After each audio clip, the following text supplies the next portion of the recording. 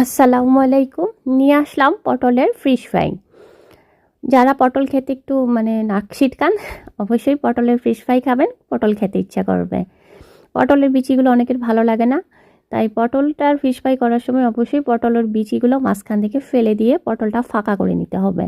তারপর পটলটা ফাঁকা করে নিয়ে এর মধ্যে সুন্দর করে বিচিগুলো বের করে এক এক করে আমি পানিতে রেখে দিয়ে ওয়াশ করে ধুয়ে নিব। পরিষ্কার করে ধুয়ে নিলাম।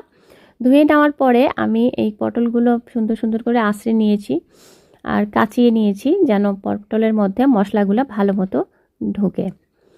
বাসায় সবাই ট্রাই করবে, অনেক সুস্বাদু একটি খাবার। আমি একটি মাছের টুকরা নিয়েছি আদা রসুন পেঁয়াজ বাটা আর কাঁচামরিচ কুচি আর একটু কর্নফ্লাওয়ার দিয়ে এই মাছটা আমি একটু ভাপ দিয়ে নিয়েছিলাম। এক টুকরা মাছ, নওলা মাছ, এই মাছটা একটু ভালো করে মাখিয়ে নিলাম। মাখিয়ে নিয়ে পটলের ভেতরে এগুলো ঢুকিয়ে দিলাম। আস্তে আস্তে এই সবগুলো পটলের মধ্যে এক এক করে এগুলো আমি ঢুকিয়ে দিব। দিয়ে এইগুলো হালকা করে আমার হয়ে গেল সবগুলো পটলে ভরা। তারপর আমি একটা চুলোয় ফ্রাই প্যান দিয়ে দিলাম।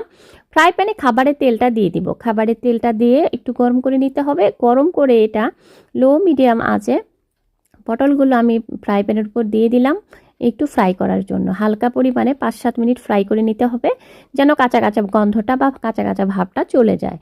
তো আমার পটলগুলো প্রায় ভাজা ভাজা হয়ে আসছে আর একটু হালকা লাল ব্রাউন ব্রাউন ভাব হবে হালকা, কারণ এটা আমি আবার এটা দো পেঁয়াজা করবো একটু এই জন্য হালকা ভাজা হলেই হবে। পটলগুলো আমি উঠিয়ে নিলাম, ভাজা হয়ে গিয়েছে। এরপর ফ্রাই প্যানে আরেকটু তেল দিয়ে দিলাম, দিয়ে এখানে একটু পেঁয়াজ কুচি করে রেখেছি সেটা দিয়ে দিলাম।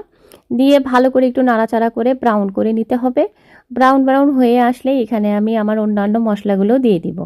প্রথমে 1/4 চা চামচ হলুদের গুঁড়া, তারপরে 1 চা চামচ মরিচের গুঁড়া দিয়ে অল্প করে পানি দিয়ে দিলাম, যেন মশলাগুলো নিচে ধরে না যায়।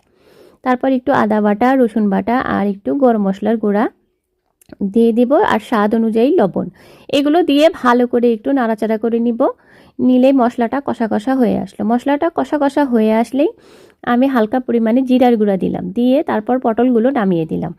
এইভাবেই আমি উল্টে পাল্টে পটলগুলো একটু ভাজা ভাজা করে নিয়ে কষিয়ে কষিয়ে নিয়ে তারপর পানি দিয়ে দিব সেদ্ধ হয়ে রান্নাটা হওয়ার জন্য।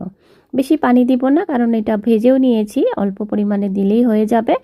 অলরেডি আমার পটলটা রেডি হয়ে গেছে খাবারের জন্য, বল্লক উঠে এসেছে। এটা একটু রসা রসাই থাকবে, গরম গরম ভাতের সাথে খেতে খুবই মজা। বাসায় তোমরা অবশ্যই ট্রাই করবা। একটু গরম মশলার গুঁড়া দিয়ে দিলাম। আর খাবারের জন্য আমি এটা সার্ভ করার জন্য এখন একটা প্লেটে নামিয়ে নিব। ধন্যবাদ সবাইকে। পরবর্তীতে আবার নতুন কোনো ভিডিও নিয়ে আসবো। সেই পর্যন্ত বিদায়। সবাই ভালো